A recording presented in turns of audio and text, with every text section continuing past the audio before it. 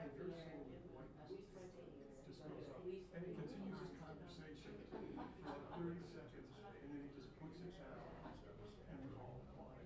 Oh, for White House. He worked for public. And it was funny. We would do, I did some pieces with it. Hey, 2 minutes on this topic. Yeah, it was good. And we would just go. Yeah. And it was perfect. How would we do the end? Yeah, sure. How would I change it? But no fluff. You could hear some bullet points. We also have. And you would just go. Yeah. How was it? Governor's office. When the moose was being lowered into the, Yeah. you know, but halfway the what do you call it? The animals are, so they had been moved. They used to be in the far end of the big house. And they were yeah, there's like glass chairs. So that was open. The first time we came to one of those permanent Moose. Yeah, we lowered it. You don't get to It was so tall. My nose came like tall.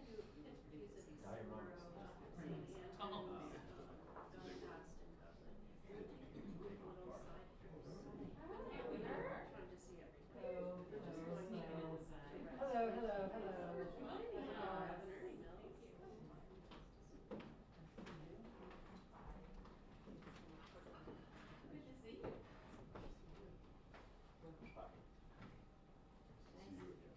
Thanks for having us in your house. Who's in charge? Me.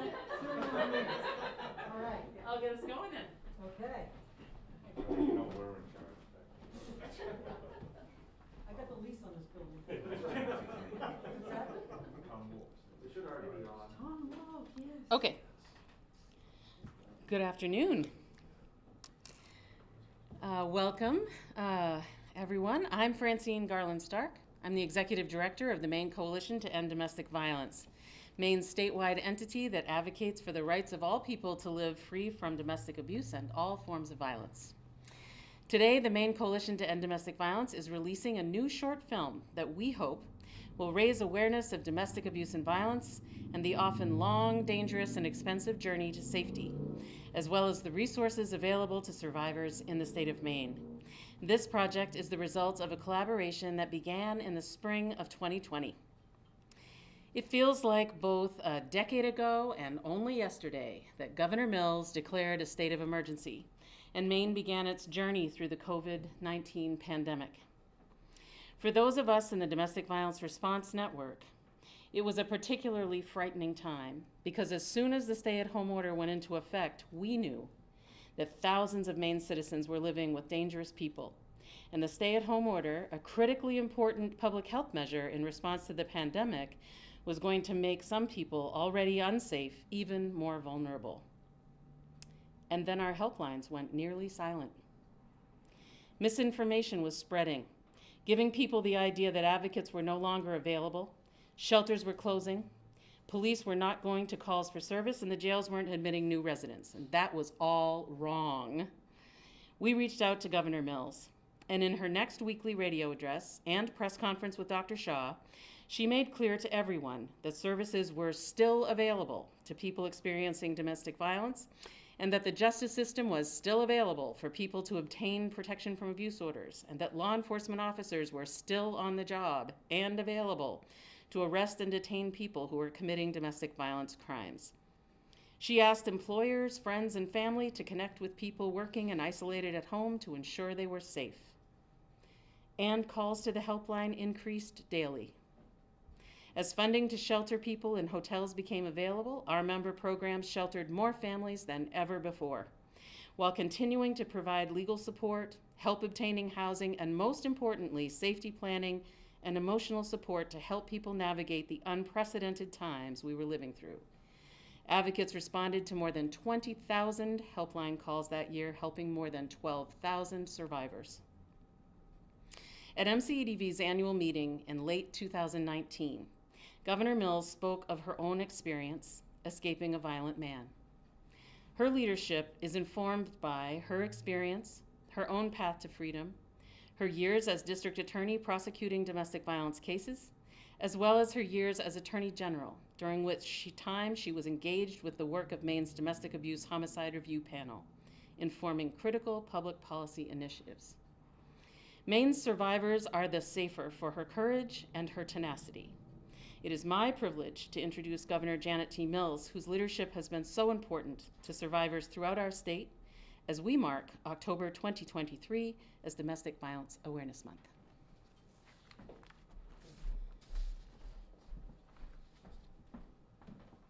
Thank you, Francine. Thank you. Thank you, members of the media, for being here.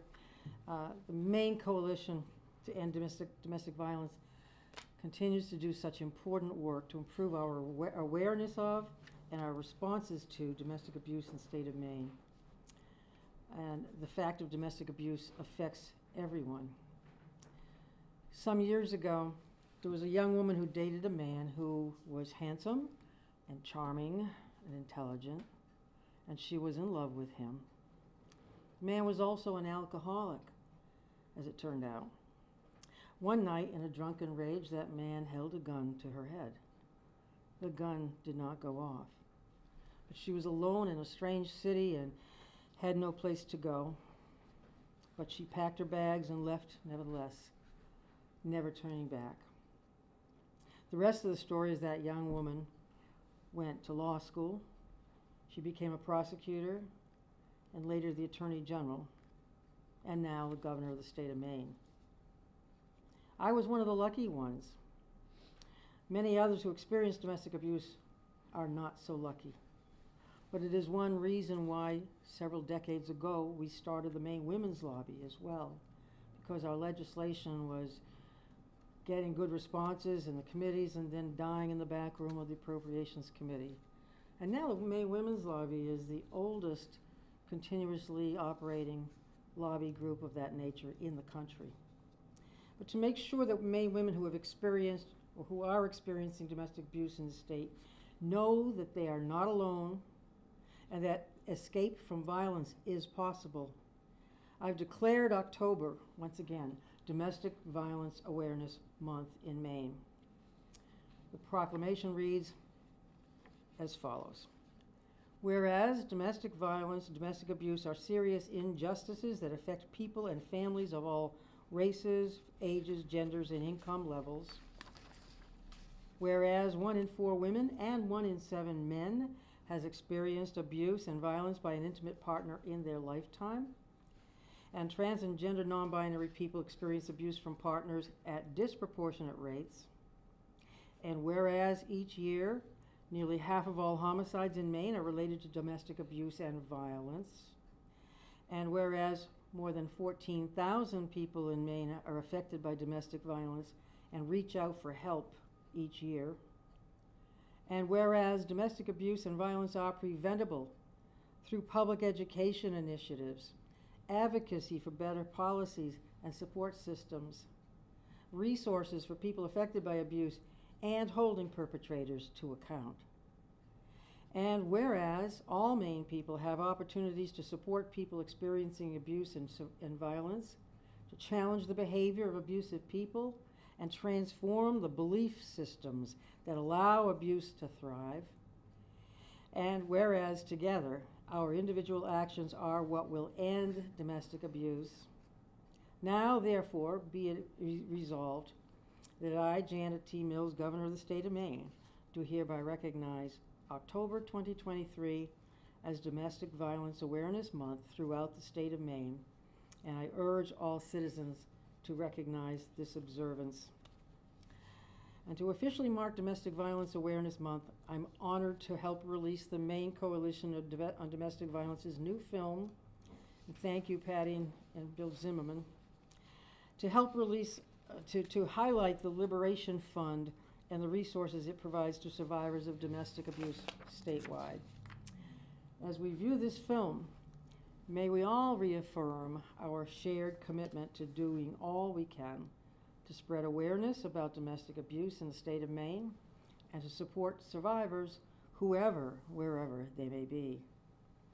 And if you or someone you know is experiencing domestic abuse, please call the statewide Domestic Abuse Helpline at 1-866-834-HELP.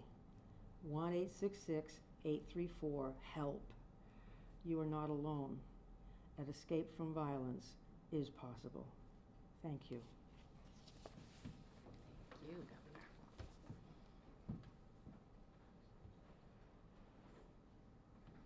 Again.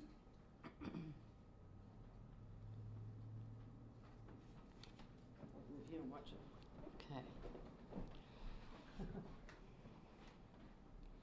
Advocates at domestic violence resource centers were not alone in their heightened concern about what was happening in homes across our state. In April 2020, Heidi Peterson from Portland Global Advisors connected Bill and Patty Zimmerman with MCEDV, and they reached out to see how they could help. Recognizing the increased danger that people facing domestic abuse and violence would endure in the isolation caused by the pandemic, our conversations resulted in their founding MCEDV's Liberation Fund. Flexible funding to address barriers that stand between survivors and their path to safety, security, and freedom from abuse. Domestic violence is deeply rooted in manipulation and control, and economic abuse is a key component, happening in 99% of all instances of intimate partner violence.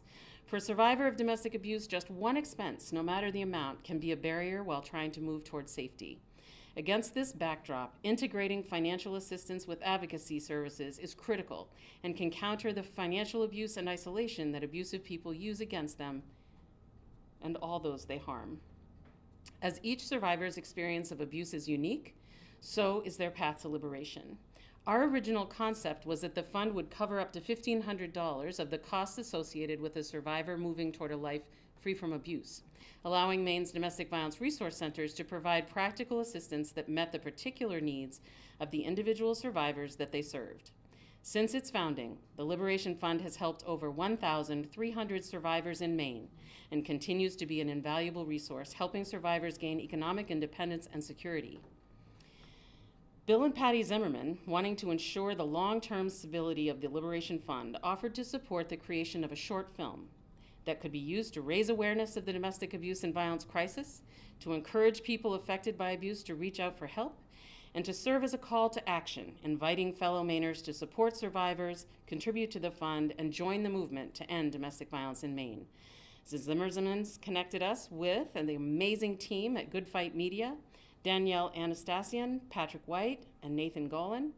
Wanting to be as true as possible to the actual experiences of survivors, Danielle dedicated 2 days to recording survivors talking about their experiences of domestic abuse and violence, their journeys to safety, and what helped them along the way. And I am proud to share the film that resulted from this work.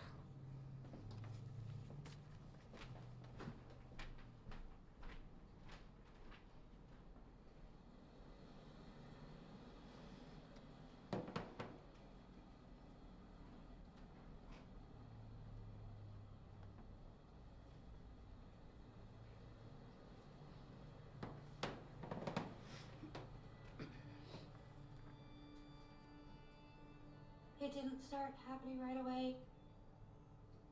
It was really subtle at first. It started slowly.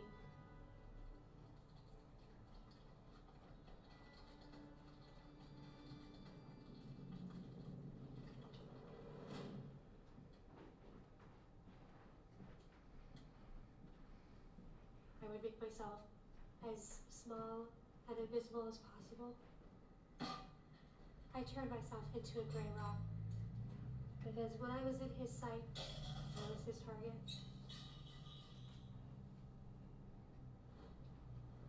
We had this ceiling fan, and he took 2 bullets and hung them from the pull chains.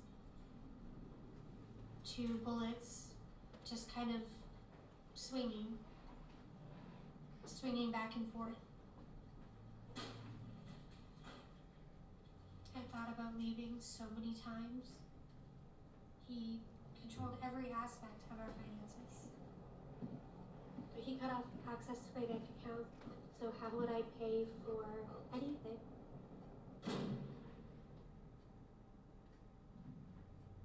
He was always telling me that I was worthless, and that's who I became.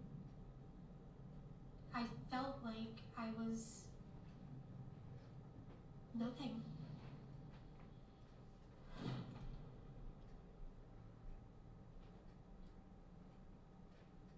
Mom? I remember the day that he hit me in front of my son.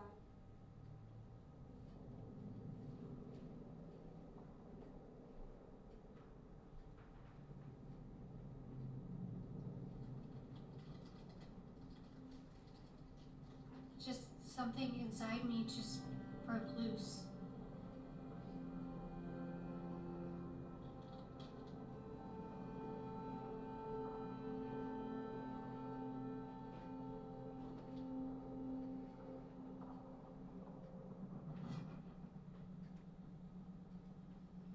I didn't have any plan. I didn't have a place to go.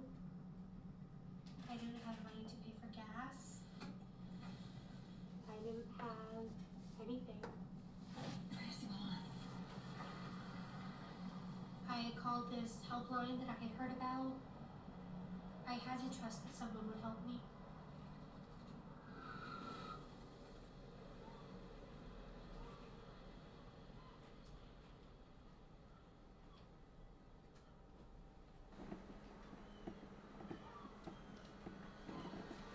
I had to go back and tell myself that you will survive this. There will be people there to help you.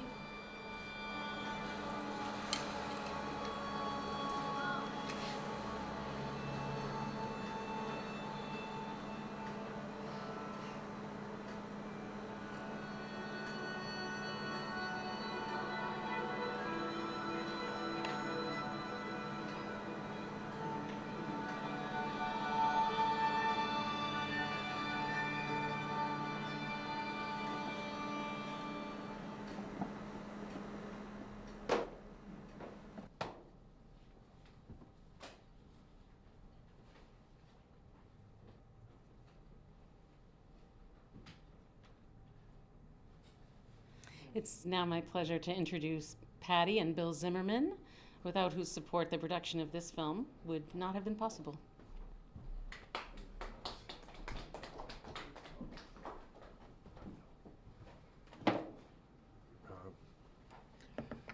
Well, this is the first time we have had a chance to see the film too, so we saw portions of it. But thank you, Governor Mills, and thanks to your staff for hosting the launch of this film and the message on behalf of so many Maine families who are caught up in the tragedy of domestic violence.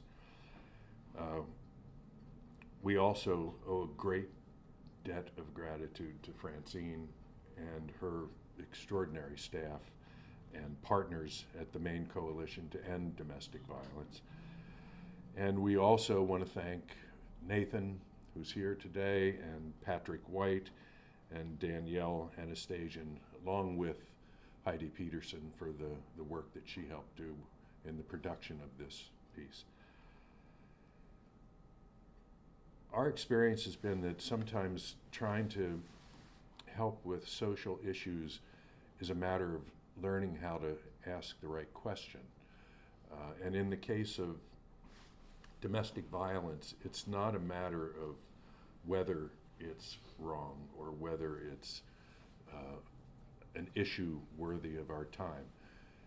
It's not necessarily why it's a problem. It seems like most of the people of Maine, most of the state of Maine and this country, I would suggest, agree that we have to do something about it. So the question that Patty and I posed when we got involved with this was the question, so what are we going to do about it? What can we do that will make a real difference? We believe that when we approached Francine and asked that question of her, she guided us to what has become the Liberation Fund, and we believe that this is the most important thing we can do, yikes, to assist families and victims of abuse. So I'll turn it over to Patty for some comments, but thank you all for your help in doing this. There are several critical paths to solving the issue of domestic violence.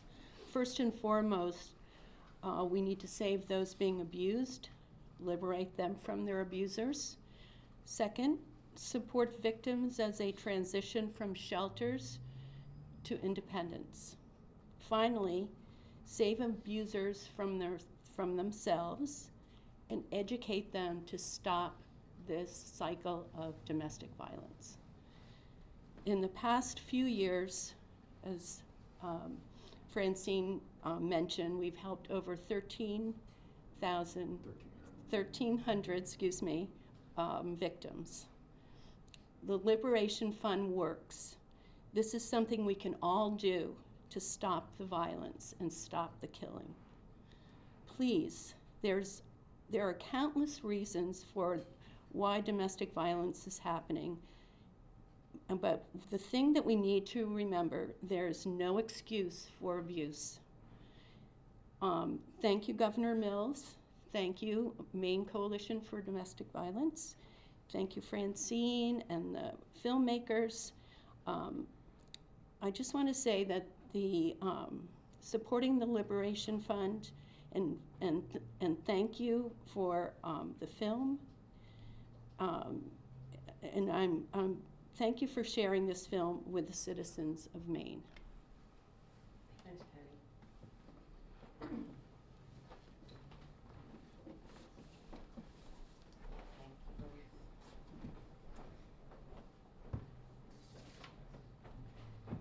It's hard to escape from someone who controls everything.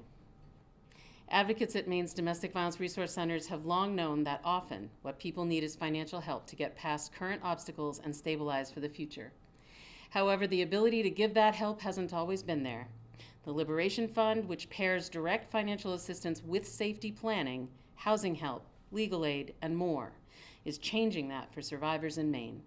Every dollar donated to the fund directly helps survivors and their children by connecting them with resources that will remove barriers to achieving safety. The film, as well as information on the Liberation Fund, can be found at our website. In closing, I want to give special thanks to Whitney Adele, Sarah Grant, and Regina Rooney from the MCEDV staff, and the team from Good Fight Media, Danielle Anastasian, Patrick White, and Nathan Golan, who have invested such extraordinary care, sensitivity, and artistry to this project. I want to thank Heidi Peterson and the team at Portland Global Advisors for connecting MCEDV with Bill and Patty Zimmerman and other generous supporters. Thank you to the J.T. Gorman Foundation for their support of the Liberation Fund and all the other donors who have helped sustain this vital resource.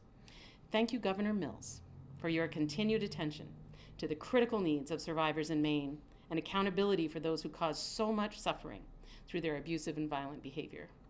Thank you to the Blaine House staff for their assistance and support today. Thank you to the members of the press for being here, and we would be happy to answer any questions you might have. If my other colleagues, speakers, Governor, Zimmerman's, Nathan, want to come here in case our friends from the press have any questions for any. Are there any questions? We have been complete. All right. Thank you for coming. Excellent. Thank you all so much for coming. Francine, could we get a photo of all of you? Oh, now that would be good. Photos.